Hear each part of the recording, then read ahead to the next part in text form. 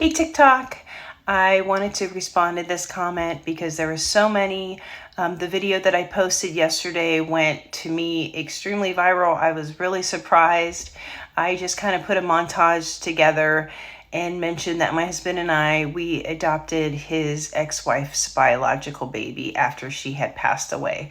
So there was a lot of questions. And a lot of comments, which you guys were so beautiful when you were on TikTok. You know, sometimes you're faced with really nastiness. I just feel like kindness is so underrated, and I really appreciate everybody's comments, even from you, Rosie O'Donnell. So thank you so much.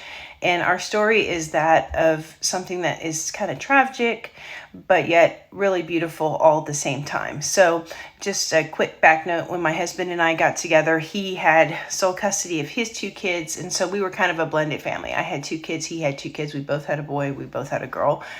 And he had custody because of the addiction issues that his ex had. So his kids and I, we all fell in love. You don't know me in person, but I'm just very nurturing by nature.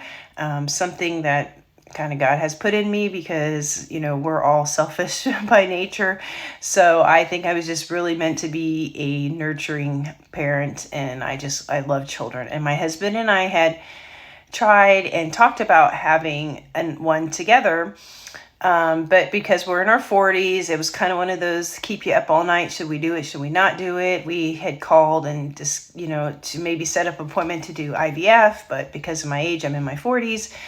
You know, I'd have to use a donor. And so we just decided to kind of pray on it. And I just kept praying, you know, if it's your will, God, if it's your will, God, for us to have a baby, then so be it. But, you know, I just was still living my life knowing that if God wanted to happen, it would. So there was a period in time that when I was in the midst of my praying, that for like 2, maybe 3 months, I was literally having dreams about this blonde hair and blue eye boy. Sometimes in my dreams, he was a baby. Sometimes he was a little toddler holding my hand, but vivid dreams about this little baby.